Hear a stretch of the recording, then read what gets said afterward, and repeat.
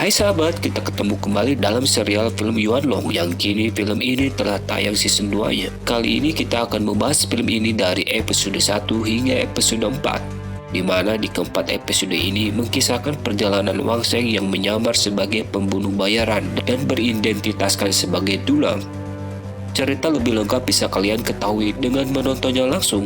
Tapi sebelum itu, mari simak sinopsis dan ulasannya bersama-sama terlebih dahulu.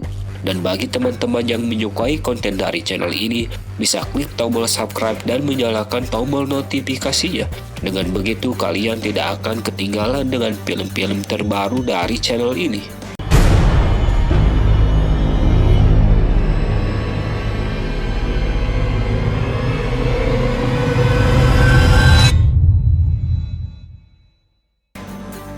Film diawali di mana Wang Sheng dan Gayo yang masih dikejar oleh patriark dari kelima keluarga besar di Tanah Seribu Bahaya. Pertarungan pun tidak dapat dihindarkan. Tiba-tiba muncul Song Yan. Di sana ia tahu kalau Wang Sheng sedang dikejar oleh para master keluarga besar. Jadi ia datang ke sana untuk membantu Wang Sheng. Song Yan segera mengajak Wang Sheng untuk pergi dari tempat itu. Tapi tiba-tiba Wang Sheng malah menodongkan senjatanya ke hadapan Song Yan dan langsung menembaknya. Benar saja, itu bukanlah Song Yan, melainkan si Jia yang tengah menyamar. Semua itu adalah segala sesuatu yang diceritakan oleh Gayo kepada pelanggannya di kota Wuyu. Gayo juga bilang, seperti kata pepatah, kemenangan ada di kematian. Takdir diharapkan akan memprediksi apa yang akan terjadi di masa depan. Salah satu pelanggannya tidak percaya dengan cerita Gayo, karena selama ini ia tidak pernah mendengar cerita tersebut. Seketika semua orang lain yang ada di sana tidak ada yang mempercayainya, tapi Gayo tetap meminta bayaran untuk apa yang diceritakannya tadi. Mereka pun tetap membayar walaupun tidak percaya orang itu sebenarnya masih penasaran dengan kelanjutan ceritanya. Kemudian Gayo pun melanjutkan ceritanya.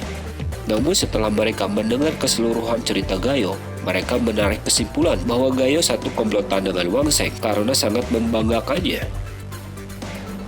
Gayo pun sempat ngeles terhadap mereka. Kemudian ia menggunakan tipuan kecil, lalu kabur meninggalkan mereka semua dari tempat itu.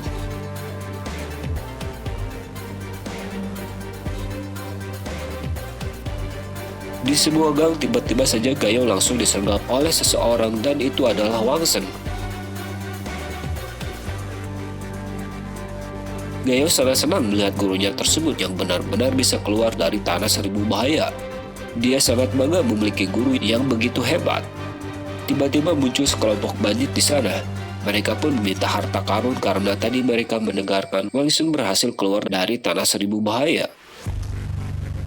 Gayo pun memperingatkan Wang Sheng kalau tidak boleh membunuh di kota itu, tapi diperbolehkan untuk bertarung. Karena Wang Sheng tidak ingin memberikan harta miliknya, pertarungan di antara mereka pun terjadi. Di dalam pertarungan, Wang Sheng mengeluarkan teknik andalannya dan berhasil mengenai ke semua bandit itu.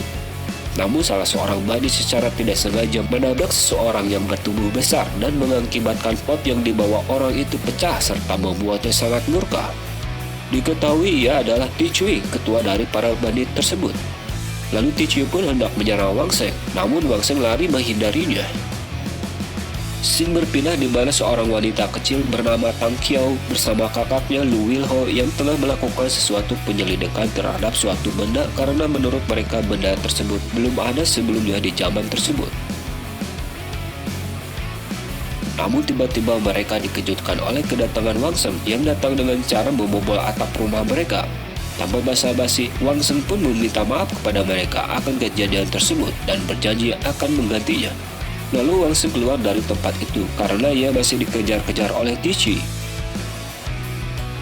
Karena tidak bisa menangkap Wang Sheng, dengan sembarang Ti Cui pun menangkap semua orang lalu melukainya.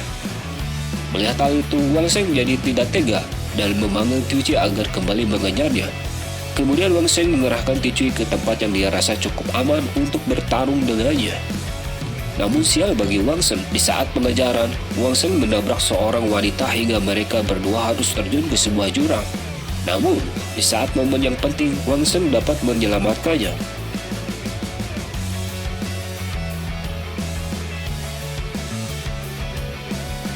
Tidak berselang lama muncul Ti Cui ke tempat itu. Kemudian Wang Sheng kembali berlari ke dalam hutan. Namun di sana ternyata Wang Sheng telah dinanti oleh para bandit yang telah siap membunuhnya. Tapi kemudian muncul Ah Shi di tempat itu, yang membuat gentar para bandit itu. Dan akhirnya mereka pun meninggalkan Wang Sheng dari tempat tersebut, begitu juga dengan Ah Shi. Beberapa hari kemudian Wang Sheng dan Gayo pergi ke aula pembunuh untuk mendaftarkan diri menjadi seorang pembunuh. Di sana Wang Sheng bertemu seorang penjaga bernama Qiang Wei, gadis yang ditabraknya tempo hari.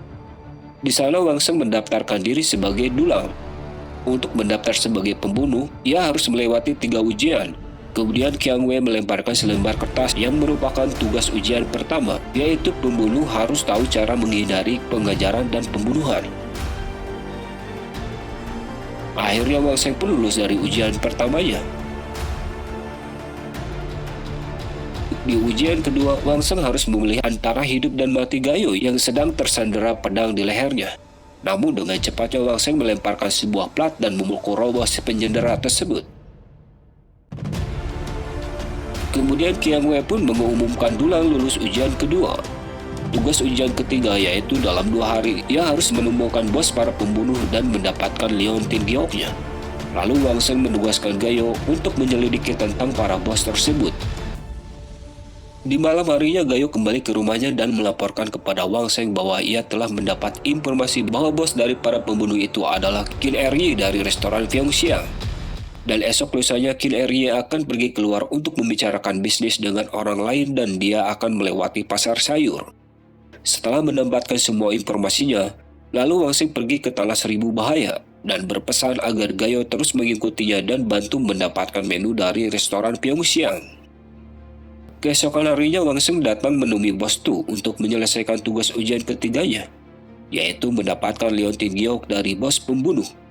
Setelah Wang Sheng memaparkan semua yang terjadi dan monopoli perdagangan di kota itu, Wang Sheng meminta Leontin Giok kepada bos itu. Awalnya bos itu menolaknya, tetapi setelah diberikan makanan yang sangat lezat dan bisa meningkatkan kultivasi, serta berjanji akan memberi resepnya, akhirnya bos itu bersedia memberikan Leontin Giok miliknya. Setelah itu Wang Sheng kembali datang ke aula pembunuh dan memberikan Leontin Giok itu kepada Qiang Wei. Ia pun mengumumkan bahwa dulang lulus ujian ketiga. Sesuai aturan kota Wuyo, yang mendapatkan kartu pembunuh orang lain dapat mewarisi poin dari kartu pembunuh, dan Wang Sheng pun mengeluarkan semua kartu pembunuh yang dia punyai. Setelah dihitung-hitung dari jumlah kartu pembunuh yang dimiliki oleh Wang Sheng, ia mendapatkan 2.352 poin dan dipromosikan menjadi pembunuh perak tingkat ketiga. Lalu Wang Sheng mengajak Qiang Wei untuk menjadi asisten pribadinya dengan bayaran tinggi untuk pengelola kekayaan Wang Sheng. Dan Qiang Wei pun meminta DP-nya dulu dan membuat kontrak. Namun saat itu Wang Sheng tak mempunyainya. Lalu Wang Sheng memberikan satu-satunya barang yang ia punyai saat itu, sesuatu yang dapat menarik musuh dan menyelamatkan hidupnya tanpa membahayakan hidupnya. Kemudian Wang Sheng berserta Gayo dan Qiang Wei mulai menjalankan bisnisnya, yaitu membuka warung makan. Terlihat Wang Sheng tengah mempraktekkan keahliannya dalam mengelola makanan. Tidak lama kemudian datang Gayo. Kemudian ia berkata bahwa gurunya tidak hanya pandai bertarung, juga sangat pandai memasak. Warungnya sudah dibuka selama 2 minggu dan semakin banyak orang yang mengantri di depan. Lalu dia menanyakan cara menciptakan masakan kepada gurunya itu. Kemudian Wang Sheng menjawab, ia tidak menciptakannya. Di tempatnya dahulu banyak masakan seperti itu. Saat melewati Tanah Seribu Bahaya, kebetulan ia menemukan bumbu untuk membuatnya. Lalu ia memilih bahan untuk mencobanya. Hanya saja tidak disangka bumbu ini merangsang kekuatan spiritual dalam ramuannya, memakainya dapat meningkatkan kultivasi. Kemudian Wang Sheng menyuruh Gayo untuk menutup warungnya itu. Di saat mereka akan menyantap makan malam, tiba-tiba datang segerombolan bandit yang diutus oleh Qin Eryi, bos dari restoran Fyongxiang, menyandera Gayo. Para bandit itu menginginkan resep makanan milik Wang Sheng. Karena Wang Sheng tidak ingin muridnya itu terluka dan bumbu inti dari makanan itu sudah habis, maka Wang Sheng mengajak para bandit itu untuk mencari bumbu ke tempat Tanah Seribu Bahaya. Di Tanah Seribu Bahaya terlihat mereka sedang memulai pencarian bumbu tersebut. Setelah Wang Sheng melihat tanda sila yang telah dibuatnya di tanah itu, ia pun berlari. Para bandit yang tidak ingin kehilangan sandaranya itu lalu mengejarnya. Namun akhirnya Wang Sheng luput dari pengejaran para bandit tersebut. Lalu Wang Seng menjalankan perangkapnya. Tiba-tiba para bandit itu diserang oleh monster yang mendiami tanah itu. Satu persatu monster itu menculik dan membunuh para bandit tersebut. Tinggal satu bandit tersisa.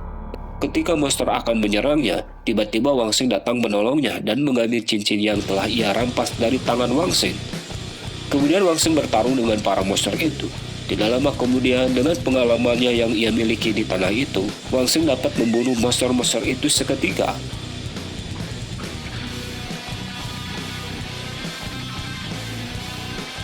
Setelah kejadian itu, Wang Seng membiarkan satu bandit tersisa pergi dari tempat itu.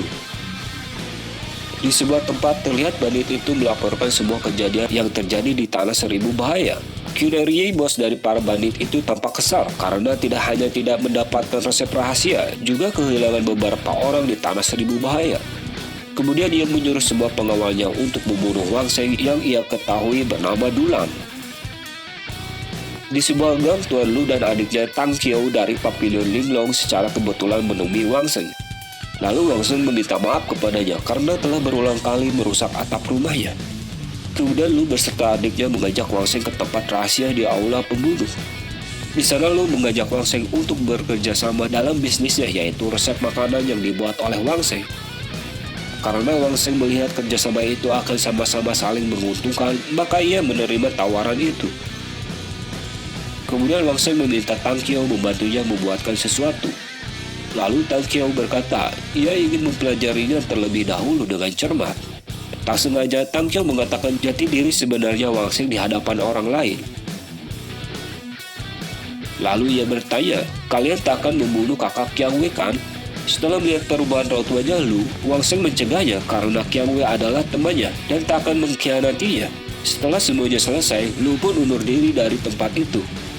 Sebelum ia pergi, Lu memperingatkan Wang Seng, demi hidupnya lebih baik menjauh dari Qiang Wei. Begitulah sekilas sinopsis dan ulasan dari film ini. Terima kasih bagi teman-teman yang telah menonton, subscribe, komen, dan share film ini. Untuk saran dan kritikan, silakan ditulis di kolom komentar. Dan bagi teman-teman yang ingin menonton filmnya, link film Yuanlong Season 2 episode 1 hingga episode 4 ada di deskripsi. Terus pantengin channel ini agar kalian tidak ketinggalan dari kelanjutan film ini. Sampai bertemu di episode selanjutnya.